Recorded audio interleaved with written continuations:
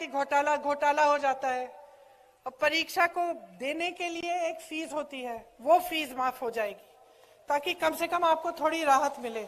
आजकल स्थिति क्या है कि आप पढ़ाई करते हो, आपके माँ बाप मेहनत करते हैं, ट्यूशन के फीस भी भरते हैं, फिर आपको परीक्षा के लिए भी फीस भरनी पड़ती है। और जैसे मैंने कहा, अक्सर होता है कि कोई घोटाला हो गया या भर्ती नहीं निकली तो और भी मुसीबत बढ़ जाती है। तो इसलिए हमने सोचा कि 100% आपको परीक्षा के शुल्क में आपको छूट मिलेगी। परिवार सहित 25 लाख रुपए तक का बीमा मिलेगा और 10 लाख तक दुर्घटना बीमा। ये आज राजस्थान में हो रहा है। कांग्रेस की सरकार है, 25 लाख रुपए तक मुफ्त इलाज हो रहा है राजस्थान में। लोग बहुत खुश हैं कि कोई बीमारी होती है, हार्ट का ऑपरेशन, मैं तो लोगों से मिली हूं, हार्ट का ऑपरेशन बच्चों के लिए कराया है एकदम निःशुल्क। तो ये हम मध्य प्रदेश में भी करना चाहते हैं। SC, ST, OBC के खाली पड़े बैकलॉग पदों के लिए हम चाहते हैं कि जल्दी से जल्दी ये भरे और हम ये गारंटी देते हैं कि हम इस काम को करेंगे। तो हमने, जैसे मैंने कहा, आप जागरूक बनिए, मेरी बातों पे मत चलिए, पता करिए क्या कांग्रेस के प्रदेशों में ये गारंटी लागू हो रहे हैं और आपको पता चलेगा कि आज ये सब काम हो रहा है।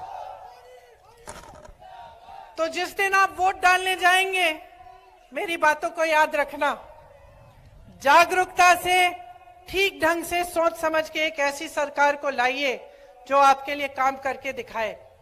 आप मौका दीजिए तो हम सब आपको आगे बढ़ाकर आपका विकास कर कर दिखाएंगे। आप सबको बहुत बहुत धन्यवाद। बहुत ध्यान से मेरी बातें सुनी है, आशा है याद भी रखोगे, याद रखोगे। ठीक है, कभी चुनाव के बाद भी वापस आऊंगी।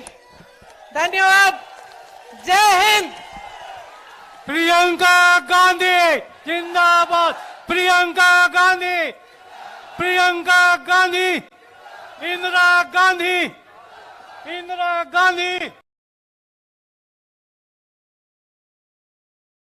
जितेंद्र डाबर, भानु सोलंकी, दिनेश मेहता और माननीय हनी बघेल के द्वारा एक यादगार प्रतीक चिन्ह वहां पे दिल्ली के लिए हमारी याद, दही की याद, मेमोरी आपके हमेशा जहन में रहे। ये चीज, छोटी छोटी चीजें आपको दही की याद हमेशा दिलाती रहेगी। आपकी दादी इंदिरा गांधी को दही से बहुत लगाव था।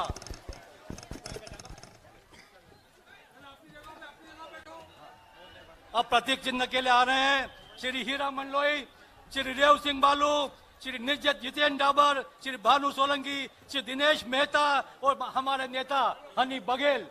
ये प्रतीक चिन्ह है। प्रियंका जी, ये छोटी छोटी चीजें हमारे आदिवासियों के, हमारे मान और सम्मान की चीजें हैं, ये हमारे लिए। हाँ हाँ जी भैया, मैं अब आमंत्रित करूंगा श्री अर्जुन बघेल को, जो कुक्षी विधानसभा आदिवासी प्रकोष्ठ के अध्यक्ष है, वे आए और अपना संबोधन चालू करें। श्री अर्जुन बघेल। सब भाई बढ़ जाओ, आराम से बढ़ जाओ, बढ़ जाओ, बढ़ जाओ, जो अपने बढ़ जाओ, बढ़ जाओ, आराम से बढ़ जाओ।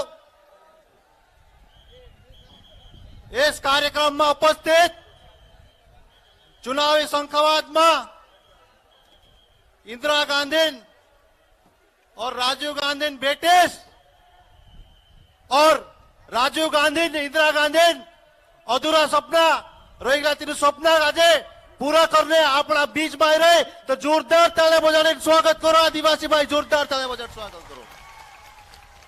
कांग्रेस सरकार और बीजेपी सरकार में फरक काय छे? कांग्रेस सरकार में हेकड़ी नाखी मोटर चलाड़तेला और बिजली बिल नहीं लागतेलो, और कांग्रेस सरकार में जय जवान जय किसान नो नारो लो। बीजेपी सरकार में मोर जवान मोर किसान का नारो छे। किसान दिल्ली में 700 से अधिक शहीद है जा और जवान सीमा पर शहीद है जा। भाजपा राज में कांग्रेस सरकार में और बीजेपी सरकार में अंतर कई छे? बीजेपी सरकार में बड़ा बड़ा उद्योगपति कर्ज माफ हो। अनिल अंबाणी जानो, मुकेश अंबाणी जानो, जियो मोबाइल वालों 65,000 करोड़ माफ कर नरेंद्र मोदी और शिवराज सिंह चौहान। दूसरा, अडाणी तेरा पानी में जहाज चल रहा, तेरा 70,000 करोड़ माफ कर अडाणी और अंबानी नरेंद्र मोदी। और कांग्रेस सरकार में किसान कर्ज माफ होए, आदिवासी कर्ज माफ होए, छोटा व्यापारी कर्ज माफ होए। ये फर्क है कांग्रेस और बीजेपी में। और इंद्रे बीजेपी सरकार 18 साल हो गए, 18 साल में घोटाला पर घोटालो, घोटाला पर घोटालो। आज ताजा उदाहरण पटवारी परीक्षा घोटालो। क्या आदिवासी पास 15 लाख रुपया छे, 15 लाख रुपया देवो और पटवारी बढ़ो। यो घोटालो युवाओं के साथ करियो शिवराज सिंह चौहान। पुलिस भर्ती में घोटालो, 20 लाख देवो पुलिस बढ़ो। कृषि विस्तार अधिकारी में घोटालो, 25 लाख देवो कृषि विस्तार घोटालो। ये बीजेपी घोटालो गिने तो सुबह से शाम तक हो जाए, पर घोटाला बंद नहीं हुए इन। और शिवराज सिंह चौहान अपना पुरान मामोस આપણું કાઈ લાગે रिश्ताમાં यो सारोस ने काई भांजस नयो, ने काई पहाड़ा नयो, ने काई बोनिस नयो। पहाड़ा जब भांजस नौकरी मांगने गया तब भोपाल में भांजस का डेंगाट्या, भांजस ते रोकड़ी देने थी रोया, फिर रोया बोनिस। 18 साल में बोनिस याद आवी। और पहाड़ा परेशान हो रहा, बिजली महंगे, बीज महंगो, तेल महंगो और आपनो पक जाए ते भाव कम। तो ये इसी बदले अपने बीच में आज आदिवासी सपना अधूरा रह जा। इंदिरा गांधी और राजीव गांधी उन्होंने सपना का जो पूरा करने अपना बीच में प्रियंका गांधी आदिवासी क्या बीच में आवे। और कांग्रेस पार्टी चुनाव जीतने के बाद कोई मुख्यमंत्री कन्यादान में 50,000 देतले, हमारे कमलनाथ मुख्यमंत्री बन लो तो 50 ने 51,000 देतला। और इस बार सरकार बनने बाद 1,01,000 मुख्यमंत्री कन्यादान बदले देने काम कर से। और असं कसं बनने पुऱ्या चिंता रोए छात्र होते निजरते ले इस बार अपनी सरकार बनने बाज रहे। और छात्र होती भी कांग्रेस पार्टी चालू करने कर से। और अपनी जमीन वाचन यार इंदिरा गांधी पूरा पूरा अपना बीच में आवे। अपनो इंदिरा गांधी बेटास और अपनी माई साथ आपण धोखो नहीं करना। इंदिरा गांधी अपनी माई और कांग्रेस पार्टी अपनी माई है। जो बेटोस अपनी माई साथ धोखो कर से जो बेटोस नहीं गवाय से। इस बार कांग्रेस 80,000 पार कुक्षे थे और भाजपा परित्या से अलीराजपुर पार गुजरात छोड़ने वाले काम कर दो। जय हिंद, जय भारत, जय जय कमलनाथ, जय जय गांधी परिवार। अब मैं आमंत्रित कर रहा हूं आप सबके लोकप्रिय विधायक, मंत्री, पूर्व मंत्री और लाल सुरेंद्र सिंह हनी बघेल को। पर एक बात मैं कहना चाहता हूं प्रियंका जी, पहले चुनाव में 40,000 से जीता था, 44,000 से। दूसरे चुनाव में राहुल गांधी आए, हमारे भैया ने 65,000 से जीता। और अब की बार प्रियंका जी आई है। अब की बार आओ हनी भैया, आओ 80 पार। परम श्रद्धेय हम सब की लाडली नेता इंदिरा डालीबाई की पोती प्रियंका गांधी जी आज आपके बीच में आपसे मिलने के लिए। और वो परंपरा जो इंदिरा जी ने हम आदिवासियों के साथ में निभाई, उसके बाद में राजीव जी आए, सोनिया जी आई, राहुल जी आए और उनको याद था कि मुझे डही और कुक्षी जाना है, तो आज आपके आशीर्वाद के लिए यहां पे आई हैं। साथियों, आज का दिन कुक्षी के लिए बहुत बड़ा दिन है। इसलिए बड़ा दिन है कि आज आप लोग सब अपने गांव-गांव से, घर-घर से प्रियंका जी को सुनने के लिए, उनसे बात करने के लिए आए हैं। आज 18 सालों से भारतीय जनता पार्टी की मध्य प्रदेश में सरकार है और इस सरकार ने हम आदिवासियों का कितना शोषण किया ये सब आप जानते हैं। कौन लड़ेगा हमारी लड़ाई?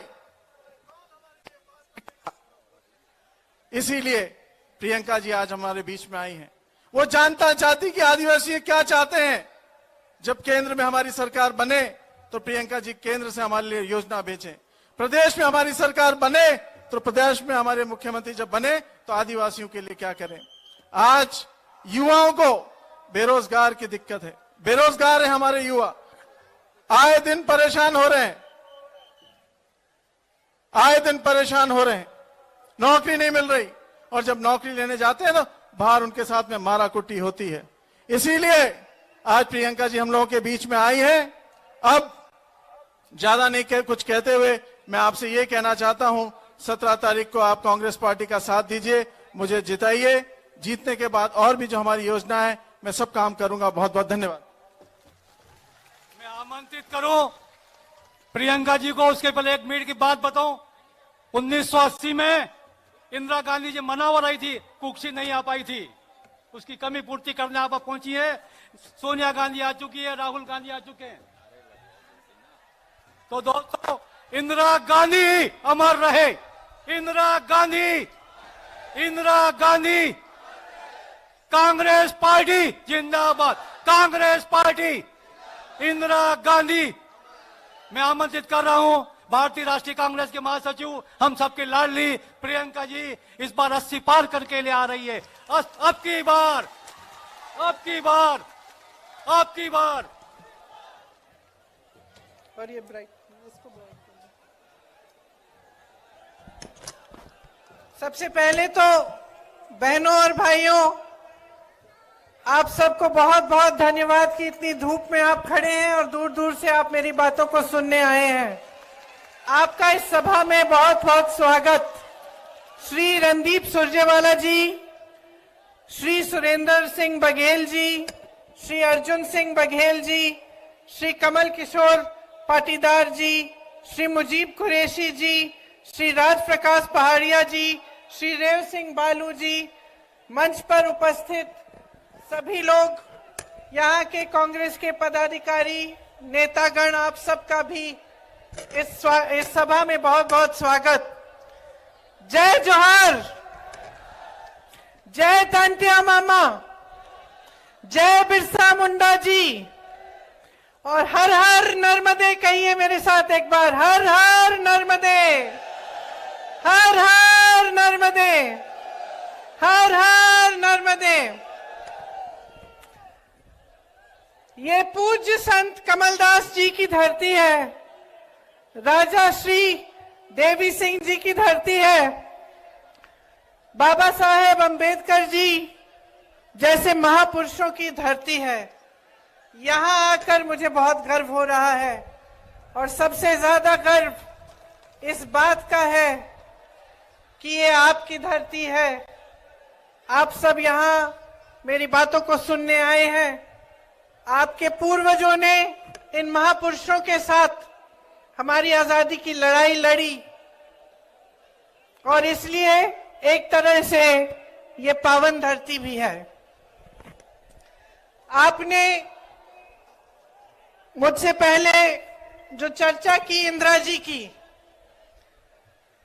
आप सब जानते हैं कि मैं इंदिरा जी की पोती हूं। इसमें ताली बजाने क्या, आप उनको बहुत मानते थे, और जितना आप उनको मानते थे, जितनी श्रद्धा आपके दिल में उनके लिए थी, उतनी ही श्रद्धा इस देश की जनता के लिए, खास तौर से मेरे आदिवासी भाई बहनों के लिए इंदिरा जी के दिल में थी। तो आज उनके गुजर जाने के 30 साल से ज्यादा गुजर गए हैं, लेकिन आप फिर भी उन्हें याद इसलिए करते हैं क्योंकि आप जानते हैं कि उनके दिल में आपके प्रति जो श्रद्धा थी, वो एक गहरी और असली श्रद्धा थी। वो एक राजनीतिक रिश्ता नहीं था, एक भावनाओं का रिश्ता था, एक समझ और श्रद्धा का रिश्ता था। वो समझती थी कि आपकी संस्कृति क्या है, वो समझती थी कि आपकी संस्कृति पूरी दुनिया और मानवता की एक मूल संस्कृति है। प्रकृति की रक्षा, प्रकृति का आदर, चाहे जंगल हो, चाहे जल हो, चाहे जमीन हो, चाहे जानवर हो, सबका आदर करते हुए आपने अपने जीवन जिए। और हमेशा कहती थी कि यही संस्कृति इस दुनिया की सबसे अच्छी संस्कृति है। तो उन्होंने कभी आपकी संस्कृति को बदलने की कोशिश नहीं की, उस पे कुछ थोपने की कोशिश नहीं की, हमेशा उसका आदर किया, और उसी की तहत आपके लिए उन्होंने नीतियां बनाई। इसी तरह से चाहे पंडित जवाहरलाल नेहरू थे, चाहे उसके बाद राजीव गांधी जी थे, उन्होंने भी इसी तरह से आपकी संस्कृति का आदर किया।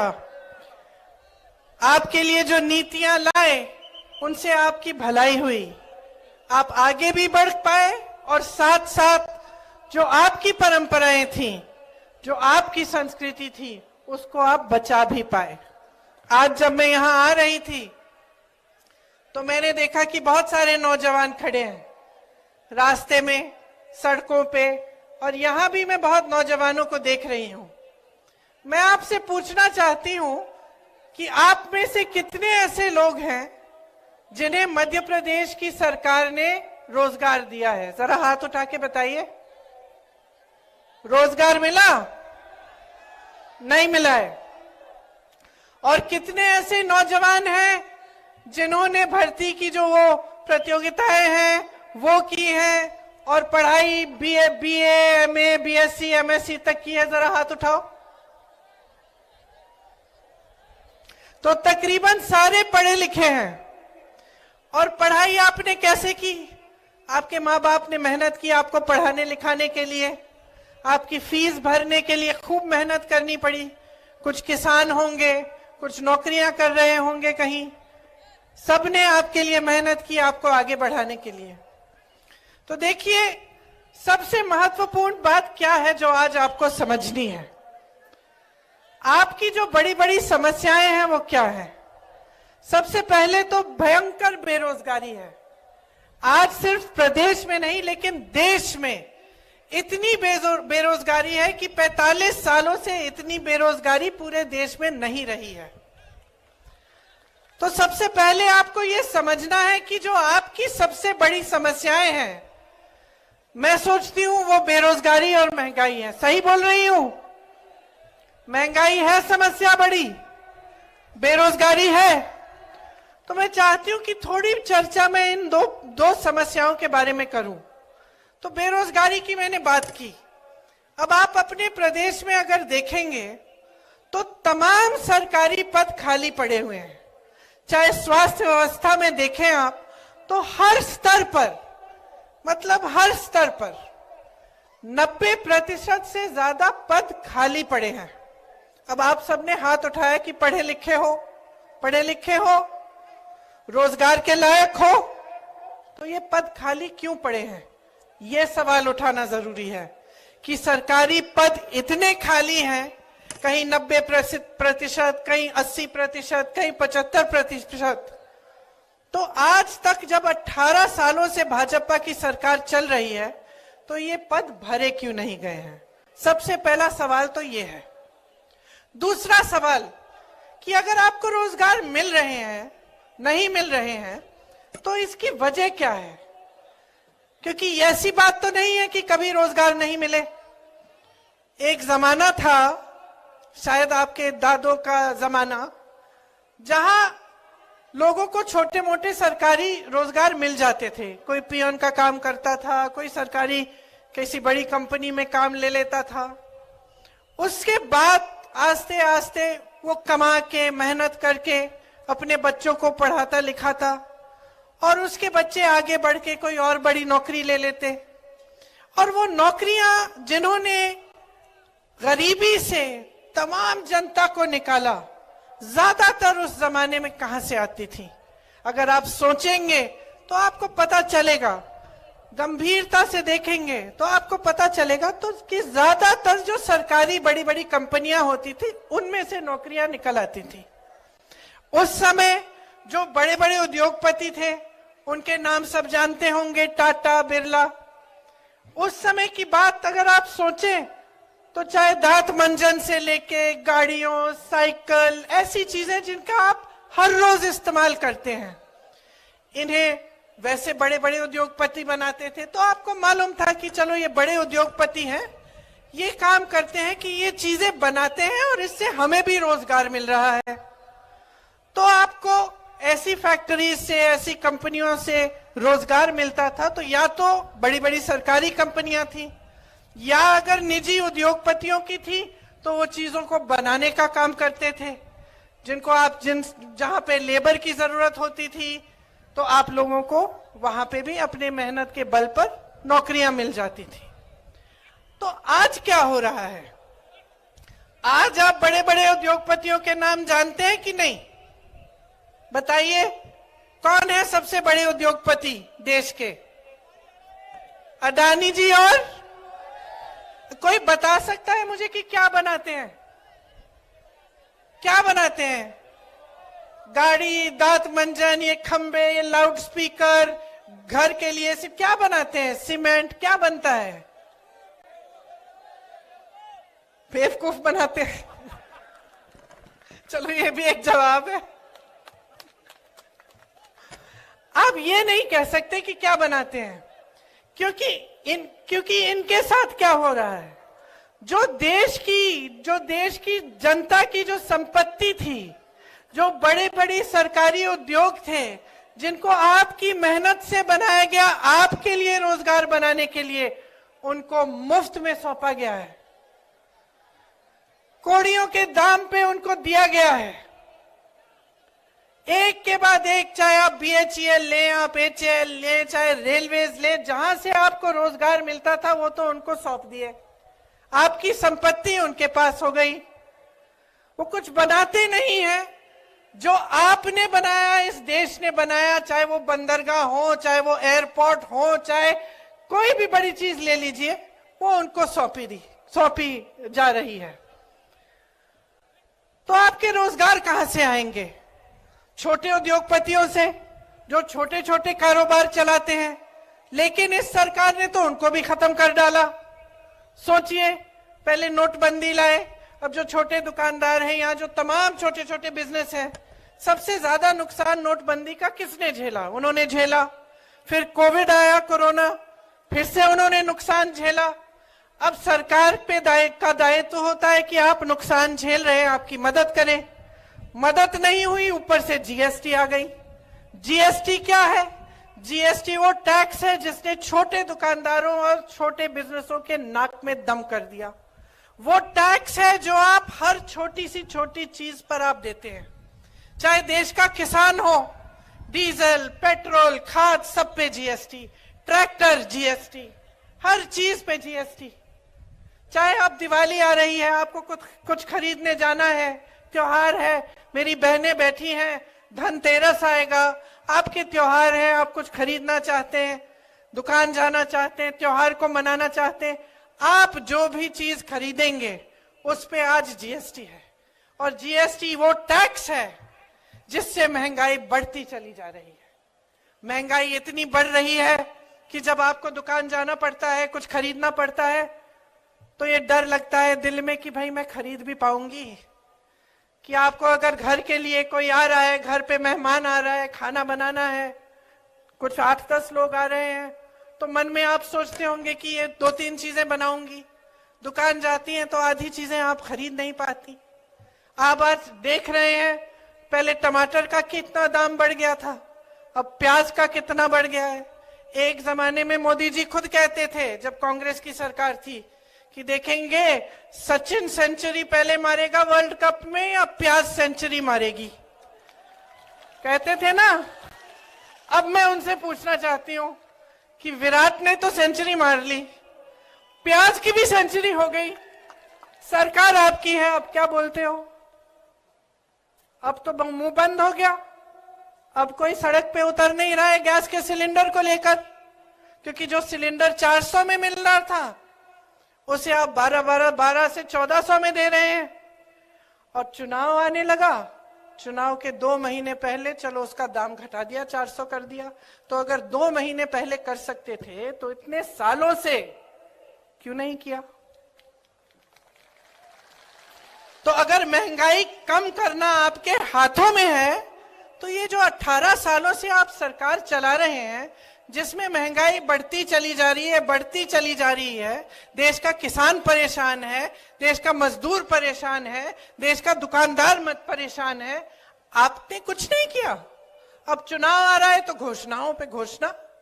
और मैं देख रही थी कि इस सरकार ने 22,000 घोषणाएं की हैं। जरा बताइए मुझे, 22 इन्होंने पूरी की हैं? 22 भी नहीं की। तो ये हुई महंगाई और रोजगार की बात, कि जो रोजगार बनाने के माध्यम थे उनको इन्होंने खत्म कर डाला। खेती किसानी भी थी, एक जमाने में लोग खेती से कमा लेते थे, आजकल बेचारा किसान कमा नहीं पा रहा है खेती से, पलायन करके जा रहे हैं उसके बेटे। और जिनके बेटे जवान बनने के लिए तैयारी किए, खूब उन्होंने संघर्ष किया कि हमारी भर्ती हो जाएगी, उनके लिए ये स्कीम ले आए, अग्निवीर की स्कीम, कि 4 साल करो सेना में काम और फिर घर लौटाओ। तो आपको सोचने की जरूरत है कि ये सरकार आपके लिए कर क्या रही है। अब ये आदिवासियों का क्षेत्र है, आपका क्षेत्र है। मैं आपको बताना चाहती हूं कि कुछ दिनों पहले मैं छत्तीसगढ़ में थी। छत्तीसगढ़ में कांग्रेस की सरकार है और मुझे गर्व होता है इस चीज को कहने में, और सब जगह मैं कहती हूं कि जहां भाजपा की सरकार ने, जहां जहां भाजपा की सरकार है, उन प्रदेशों में जो देश की और प्रदेश की संपत्ति है, मतलब जो आपका पैसा है, वो आपसे छीन के, देश के गरीब से छीन के, देश के किसान से छीन के, देश के मिडिल क्लास से छीन के बड़े बड़े उद्योगपतियों को दिया गया है। और छत्तीसगढ़ में जहां कांग्रेस की सरकार है, वहां आपकी संपत्ति वापस आपकी जेब में डाली गई है। क्योंकि जो हमारी नीतियां हैं वो यही करती हैं। वहां के आदिवासी क्षेत्र बस्तर को देखिए, आज बस्तर का नाम दुनिया भर में फैला हुआ है। वहां एक बड़ी प्रोडक्शन कंपनी लगाई मिलेट की, रागी की। उनका जो रागी वहां पे बनता है आज दुनिया भर में बिक रहा है। आपको क्या, जो वन के उपज हैं उसके लिए आपको न्यूनतम समर्थन मूल्य मिलता है कि नहीं, बताइए? नहीं मिलता। छत्तीसगढ़ में 67 वन उपज के लिए न्यूनतम समर्थन मूल्य मिल रहा है। धान के लिए सबसे ज्यादा पूरे देश में 2400 रुपए से ज्यादा मिल रहा है छत्तीसगढ़ में। आपके आदिवासी क्षेत्रों को आगे बढ़ाया गया है। सबसे बड़ा जो आदिवासी संस्कृति का जो मेला लगता है इंटरनेशनल, पूरे दुनिया भर के जो आदिवासी लोग हैं वहां आते हैं, वो छत्तीसगढ़ में आज लगता है। और आपकी संस्कृति को आगे बढ़ाने के लिए क्या नहीं किया। यहाँ आवारा पशु की आपकी समस्या है कि नहीं है? खेत चरते हैं आवारा पशु। अच्छा, ये जो समस्या है ना कि रात को दिन में जो आवारा पशु घूम के आपके खेत को चर जाता था, ये बहुत बड़ी समस्या थी छत्तीसगढ़ में। तो वहां के जो मुख्यमंत्री हैं और जो कांग्रेस की सरकार है, उन्होंने तय किया कि इस समस्या को हम दूर करना चाहते हैं। तो उन्होंने ऐसे गौठान बनाए जिसमें मेरी बहनें, जब मैं वहां की बहनों से मिलती हूँ, खास तौर से आदिवासी क्षेत्र की, मुझे कहती हैं कि 1-1 लाख से 6-6 लाख रुपए कमा रही हैं। क्योंकि गौठान बनाए, गोबर खरीदी, आवारा पशुओं की, अगर आप पशु रखेंगे तो आपसे सरकार ने गोबर खरीदी, आपसे गोबर खरीदी। वहां पे जो स्वयं सेवा समूह है, वहां उन्होंने काम कराया गौठानों में, और गौठान में से बहुत चीजें ऐसी बनाई जो काम की हो गई। तो हर तरफ से आपको मजबूत बनाने का प्रयास किया, और इसका नतीजा ये निकला कि जनता खुश है। नतीजा ये है कि छत्तीसगढ़ में से जो पलायन होता था, जो नौजवान सब दूर जाते थे नौकरी रोजगार ढूंढने के लिए, वापस आने लगे हैं। किसानों से मिलते हैं तो खुश लगते हैं, मुख्यमंत्री जी को काका कहते हैं, खुशी से, प्यार से, गुस्से से नहीं, जैसे आप लोग मामा जी कहते हैं। ये आपके मामा जी ने कितने घोटाले किए हैं, यहाँ पे मेरा पूरा लिस्ट है, इतना लंबा है कि मैंने पढ़ना ही छोड़ दिया है।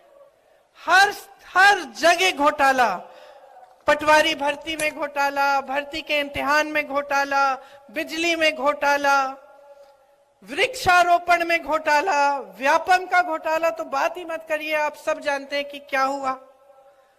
तो जहां पे आप देखते हैं घोटाला ही घोटाला। हर नौजवान को ये मालूम है कि ये सरकार कमीशनखोरी पे चलती है। कुछ छोटा सा चाहिए आपको, कहीं पे आपको छोटा काम कराना हो, सरकार से कुछ ताल्लुक हो, तो आपको कमीशन देना पड़ता है। तो क्या आप ये चाहते हैं अगले 5 सालों के लिए या आप चाहते हैं कि आपके प्रदेश में भी ऐसी सरकार आए जो आपके लिए काम करे? देखिए, चुनाव के समय यहां खड़े होकर कोई भी कुछ भी घोषणा कर सकता है। आपको जागरूक बनना पड़ेगा। आपको देखना पड़ेगा कि ये घोषणा जो है ये खोखली है या असली है। अब जैसे कांग्रेस के प्रदेशों में हमने कुछ गारंटी बताई चुनाव के समय, तो आप देखिए ना कि क्या ये गारंटी लागू हुई कि नहीं हुई। जो घोषणा नेता, बड़े बड़े नेता करने आए थे, क्या उन्होंने ये घोषणा पूरी की कि नहीं? तो आपको पता चलेगा कि कांग्रेस के प्रदेशों में, जैसे तमाम प्रदेशों में पुरानी पेंशन स्कीम लागू है जो कांग्रेस के प्रदेश हैं। आपकी सरकार और भाजपा की जो केंद्र की सरकार कहती है कि हमारे पास पैसे नहीं है, हम इतना पेंशन नहीं दे सकते। अच्छा, इतना पेंशन नहीं दे सकते तो अंबानी जी और अडानी जी के आप लोन कैसे माफ कर रहे हो? अगर आप किसानों का कर्ज माफ नहीं कर सकते तो इतने बड़े बड़े उद्योगपतियों के हजारों करोड़ के लोन कैसे माफ कर रहे हो? अगर इस जागरूकता से आप लोग ये सवाल नहीं पूछेंगे तो फिर जैसे आपने कहा कि बेवकूफ बनाया जाएगा, वैसे और 5 साल बेवकूफ बनो। इस देश के संविधान ने आपको एक बहुत बड़ी शक्ति दी है कि अगर आप जागरूक बन जाओगे तो कोई नेता आपको बेवकूफ नहीं बना सकता। और इस जागरूकता में पड़ा क्या है? अखबार उठाओ, अखबार में अगर सही खबर नहीं है तो आजकल इंटरनेट है, देखो, पढ़ो। जो लोग वहां से आ रहे हैं छत्तीसगढ़ से पूछो कि भाई वाकई तुम्हारे प्रदेश में सबसे ज्यादा रोजगार है, कैसे हुआ? कि भाई वाकई तुम्हारे यहाँ गौठान बन रहे हैं जहां पे सबकी तरक्की हो रही है, आपकी कमाई भी हो रही है। पता करो, पूछो, जो पलायन करके गया है उससे पूछो, दूसरे प्रदेशों में क्या हालात है, कांग्रेस की सरकारें क्या कर रही हैं। जागरूक बनो, क्योंकि इस जागरूकता से ना आपका भविष्य जुड़ा हुआ है। अगर आप अपने भविष्य को गहराई से नहीं समझेंगे और आज की राजनीति को गहराई से नहीं समझेंगे तो आगे तरक्की नहीं होगी आपकी। मेरी बहनें बैठी हैं और बड़ी घोषणा की भाजपा ने कि आपको हर महीने पैसे दिए जाएंगे। ठीक है, डालने भी शुरू कर लिए उन्होंने। मैं आपसे पूछना चाहती हूं कि ये घोषणा चुनाव से 3 महीने पहले क्यों की? क्या इससे पहले महिलाएं संकट में नहीं थी? क्या इससे पहले महंगाई की समस्या नहीं थी? क्या इससे पहले आप पूरे समाज का बोझ नहीं उठा रही थी अपने कंधों पर? क्या इससे पहले आप खेती में काम नहीं कर रही थी? आप नौकरियां नहीं कर रही थी? आप अपने बच्चों का परवरिश नहीं कर रही थी? कि अब जागे हैं ये? 18 सालों से इनकी सरकार रही है, गैस का दाम, गैस सिलेंडर का दाम अभी कम किया है। 18 सालों से इनकी सरकार चल रही है, इनको अब सूझा है कि हर महीने आपको कुछ देंगे ये पैसे। तो सोचिए, इन्होंने घोषणा की कि महिलाओं के लिए हमने एक बड़ा आरक्षण का बिल पास किया है। वाह वाह वाह, पूरी देश की मीडिया ने इनका खूब इवेंटबाजी की, आपने सारी पब्लिसिटी देख ली, मोदी जी आए, सबने तालियां बजाई, सब महिलाओं ने माले लगाए। और लागू कब होगा? 10 साल बाद बहनों। तो ये कैसी घोषणा है? ये कैसी बिल है जो पास हो गई है लेकिन 10 साल तक लागू नहीं हो सकती? और हम कहते हैं अभी लागू करो, अभी लागू करो, 33% महिलाओं को आरक्षण देना है, अभी दो। तो पीछे हट जाते हैं। इसी तरह से जब हम कहते हैं जातिगत जनगणना करो, हम क्यों कह रहे हैं? क्या मतलब है इस जातिगत जनगणना की? एक गिनती है कि देश में, प्रदेश में कौन सी जाति के कितने लोग हैं। इससे क्या होगा? हमें पता चलेगा कि आदिवासी इतने हैं, कि एससी इतने हैं, दलित इतने हैं, कि ओबीसी के इतने लोग हैं, कि गरीब लोग इतने हैं। तब हमें पता चलेगा कि हम किस तरह से इन लोगों की मदद कर पाए। अगर सरकार को पता ही नहीं होगा, अगर ये जनगणना होगी ही नहीं, तो सरकार मदद कैसे करेगी? सही नीतियां बनेंगी कैसे? तो बिहार में गिनती हो गई, बिहार की प्रदेश की सरकार ने गिनती की, पता चला कि 84% ओबीसी, आदिवासी और दलित है। अब आप सोचो, अगर बिहार में 84% ओबीसी, आदिवासी और दलित हैं, तो लगभग पूरे देश में ही इतना होगा, थोड़ा सा ऊपर नीचे होगा। लेकिन अगर आप पूरे देश में देखें कि बड़े बड़े पदों पे कौन है, बड़े बड़े उद्योगपति कौन है, जो यूनिवर्सिटीज हैं इनके वाइस चांसलर कौन है, जो बड़ी बड़ी मीडिया की कंपनियां हैं इनको कौन चलाता है, तो आपको पता चलेगा कि आपका प्रतिनिधित्व इसमें नहीं है।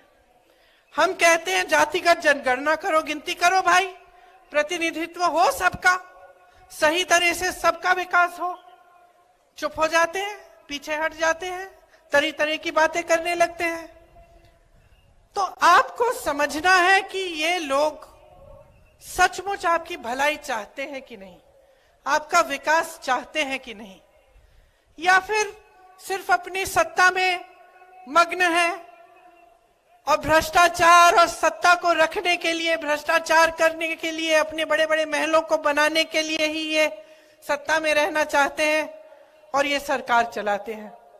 तो देखिए, मेरी समझ में तो इनकी जो सरकारें हैं वो बड़ी बड़ी उद्योगपतियों के लिए चल रही हैं। आज मिडिल क्लास के लिए कोई सोच नहीं है, नौजवानों के लिए कोई सोच नहीं है, गरीबों और किसानों के लिए तो छोड़ ही दीजिए, आदिवासियों के लिए, दलितों के लिए छोड़ ही दीजिए। आपने खुद देखा है कि आपका कितना अपमान होता है। वीडियो निकला था, एक शर्मनाक वीडियो, आप सबने देखा होगा। फिर क्या हुआ, चुनाव का समय है तो मुख्यमंत्री जी ने उस लड़के के पैर धोए जिसके साथ इतनी खराब हरकत, गंदी हरकत की गई थी। लेकिन इससे पहले क्या, चुनाव से पहले क्या और चुनाव के बाद क्या, क्या हम सोचेंगे नहीं, क्या हम पूछेंगे नहीं कि इस सरकार की नीयत क्या है?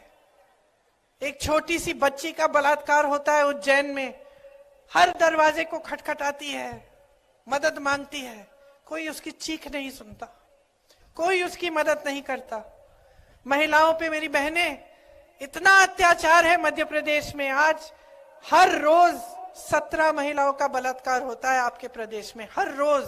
सुरक्षा ही नहीं है। बड़ी बड़ी बातें हो रही हैं आरक्षण की, लेकिन सुरक्षा नहीं दे पा रहे हैं। तो अब आप समझिए कि आपका प्रदेश कहां पे है।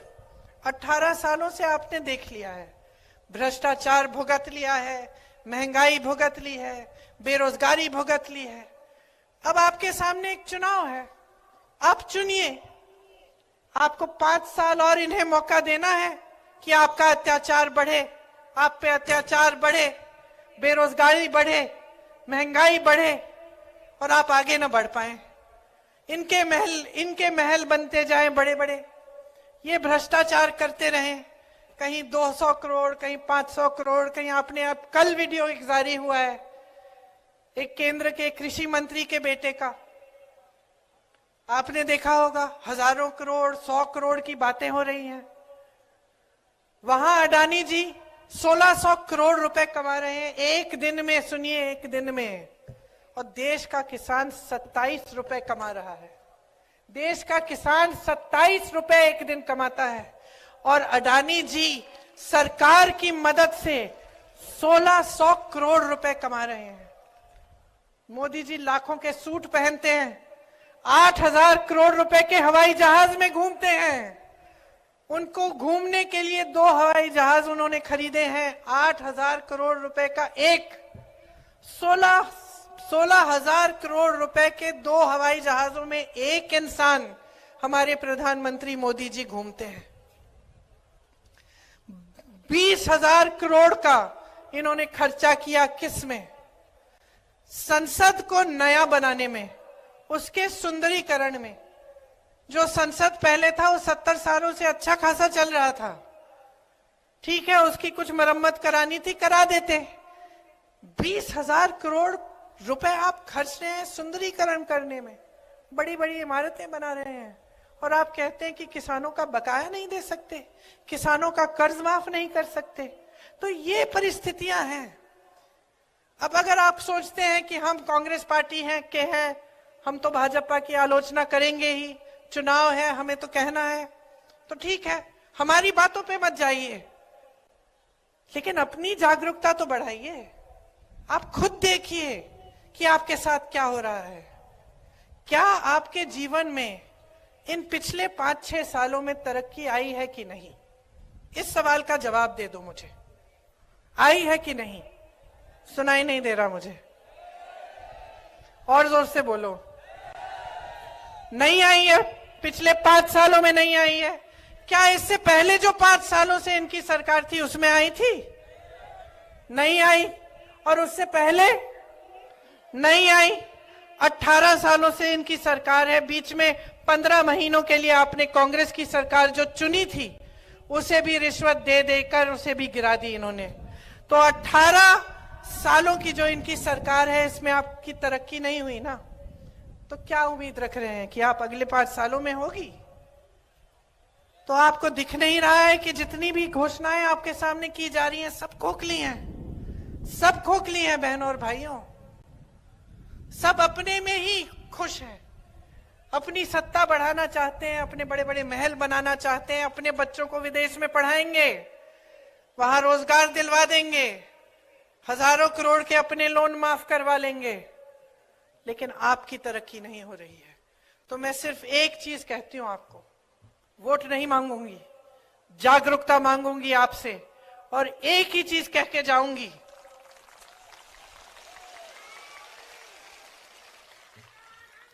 जो आपने देखा है, जो आपके साथ इस सरकार ने किया है, उसे गहराई से खुद समझो, अपनी जागरूकता बढ़ाओ और अपनी जागरूकता के आधार पर अपना वोट दो।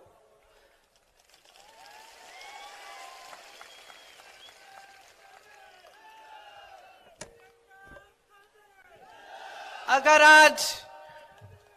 आज आप इंदिरा जी को याद करते हैं तो शुरू में मैंने कहा इसलिए नहीं याद करते कि वो आपके सामने खोखली घोषणाएं करती थी, इसलिए याद करती हैं क्योंकि उन्होंने आपको आपके जल, आपके जंगल, आपके जमीन पर आपका जो अधिकार था वो वापस दिया, आपको जमीन के पट्टे दिए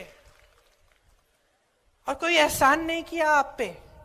उनकी समझ थी, उनकी श्रद्धा थी आपके प्रति। उन्होंने कहा आपका अधिकार है, आपको मिलना चाहिए। उन्होंने ये नहीं कहा कि मैं दे रही हूं, उन्होंने कहा ये आपका अधिकार है, अपने हाथों में लो। कांग्रेस की सरकारों ने हमेशा आपके अधिकारों को आपके हाथों में दिया है। भोजन का अधिकार, नौकरी जब आपको नहीं मिल रही थी, बाहर पलायन करना पड़ता था, तो आपको मनरेगा बना के की नीति दी। क्या थी वो? कि आपको गांव में रोजगार मिले, ये आपका अधिकार था। कांग्रेस की सरकार ने कहा कि सबका अधिकार है कि रोजगार कम से कम 100 दिन का मिलना चाहिए, इसीलिए आपको मनरेगा की नीति बना के दी, इन्होंने कमजोर की। तो जो आपका अधिकार है वो आप समझिए, कौन सी सरकार आपका अधिकार आपके हाथों में देना चाहती है और कौन सी सरकार पुराने जमाने के राजाओं की तरह आपके सारे अधिकार लेकर अपने हाथों में सिर्फ सत्ता के लिए चाहती है। आप समझिए, जब आप गहराई से सोचेंगे और समझेंगे तो मैं जानती हूं कि आपका वोट सिर्फ और सिर्फ कांग्रेस पार्टी को जाएगा, क्योंकि हमारे दिलों में आपके लिए श्रद्धा है।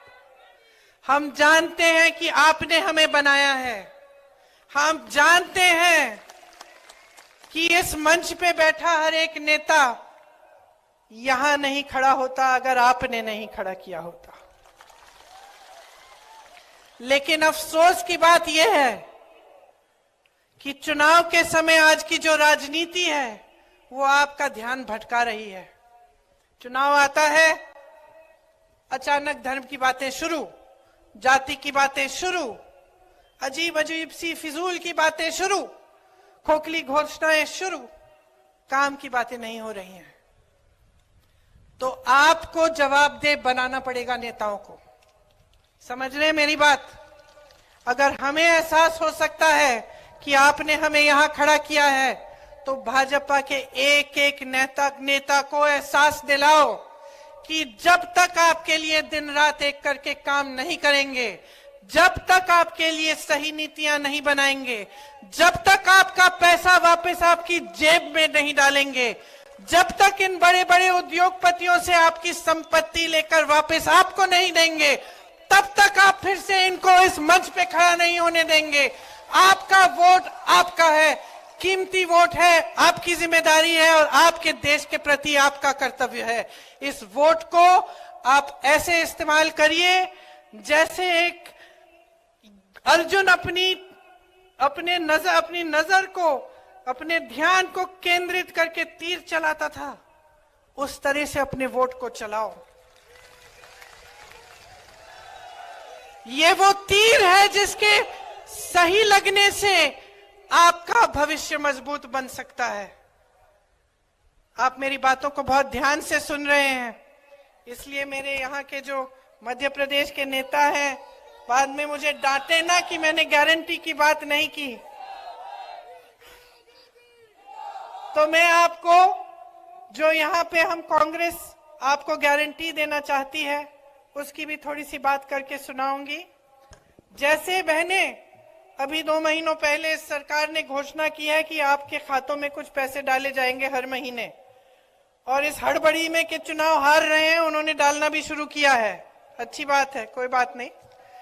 लेकिन उन्हीं की तरह हमारी एक घोषणा है कि प्रति माह आपको 1500 रुपए मिलेंगे। हमारी घोषणा का आधार चुनाव नहीं है। हमारी घोषणा का आधार यह है कि जिन जिन प्रदेशों में आज कांग्रेस ने एक गारंटी दी है, वो गारंटी पूरी हो रही है। हमारी घोषणा का आधार यह है कि हम समझते हैं कि आपका जीवन कितना मुश्किल है। बहनों, मैं समझती हूं, क्योंकि मैं भी महिलाओं हूं, और चाहे बड़ी घर की महिला हो, चाहे छोटे गांव की हो, चाहे कहीं की भी हो, उसको ये समझ होती है कि पूरी परिवार का, समाज का बोझ वो उठाती है। दिन रात काम करने वाली महिला होती है। आखिर में जो सोने वाला होता है घर में महिला ही होती है। सबको देख के, सबको खिला के, सब काम करके ही सोती हो ना, है ना? तो हमने सोचा कि इससे थोड़ी आपकी मदद हो जाएगी। 500 रुपए में गैस सिलेंडर आपके लिए आपको मिलेगा। 100 यूनिट बिजली आपको माफ होगी और 200 यूनिट बिजली का बिल आपका हाफ होगा। पुराना पेंशन लागू होगा, जैसे पहले आपको मिलता था और जैसे कांग्रेस के बाकी प्रदेशों में मिल रहा है, आपको मध्य प्रदेश में भी मिलेगा। 2 लाख सरकारी पद जल्दी से जल्दी भरे जाएंगे। जो नौजवान यहाँ खड़े हैं, ये आपके लिए गारंटी है। और जो बेरोजगार नौजवान हैं, उनको 3000 रुपए प्रति माह बेरोजगारी भत्ता मिलेगा। पढ़ो और पढ़ाओ योजना के तहत कक्षा 1 से 12वीं तक निःशुल्क शिक्षा मिलेगी। कक्षा 1 से 8 तक हर बच्चे को 500 रुपए मिलेंगे। जो बच्चा स्कूल में भर्ती है शायद, उसको 500 रुपए मिलेंगे। कक्षा 9 से 10 तक हर बच्चे को 1000 रुपए दिए जाएंगे। कक्षा 11 से 12 तक 1500 रुपए दिए जाएंगे। जैसे जब कांग्रेस की 15 महीनों के लिए सरकार बनी थी, जिनको इन्होंने बिगाड़ा और गिराया, उन 15 महीनों में किसानों का कर्ज माफ शुरू करना उन्होंने शुरू किया था। उसी तरह से वो काम फिर से शुरू किया जाएगा और मेरे किसान भाइयों और बहनों, आपके कर्ज माफ किए जाएंगे। न्यूनतम समर्थन मूल्य की गारंटी आपको दे रहे हैं। गेहूं का न्यूनतम समर्थन मूल्य 2600 रुपए मिलेगा आपको। धान का आज भी छत्तीसगढ़ में 2400 से ज्यादा मिल रहा है, आपको 2500 मिलेगा। ओबीसी वर्ग के नौजवानों 27% तक आरक्षण आपको मिलेगा। और हम जाति जनगणना प्रदेश में हम गिनती कराएंगे। प्रतियोगी परीक्षा शुल्क में 100% छूट होगी। तो जब आजकल आप पढ़ाई करते हैं, फिर आप परीक्षा देने जाते हैं, परीक्षा में अक्सर क्या होता है कि घोटाला हो जाता है और परीक्षा को देने के लिए एक फीस होती है, वो फीस माफ हो जाएगी ताकि कम से कम आपको थोड़ी राहत मिले। आजकल स्थिति क्या है कि आप पढ़ाई करते हो, आपके माँ बाप मेहनत करते हैं, ट्यूशन के फीस भी भरते हैं, फिर आपको परीक्षा के लिए भी फीस भरनी पड़ती है। और जैसे मैंने कहा, अक्सर होता है कि कोई घोटाला हो गया या भर्ती नहीं निकली तो और भी मुसीबत बढ़ जाती है। तो इसलिए हमने सोचा कि 100% आपको परीक्षा के शुल्क में आपको छूट मिलेगी। परिवार सहित 25 लाख रुपए तक का बीमा मिलेगा और 10 लाख तक दुर्घटना बीमा। ये आज राजस्थान में हो रहा है। कांग्रेस की सरकार है, 25 लाख रुपए तक मुफ्त इलाज हो रहा है राजस्थान में। लोग बहुत खुश हैं कि कोई बीमारी होती है, हार्ट का ऑपरेशन, मैं तो लोगों से मिली हूं, हार्ट का ऑपरेशन बच्चों के लिए कराया है एकदम निःशुल्क। तो ये हम मध्य प्रदेश में भी करना चाहते हैं।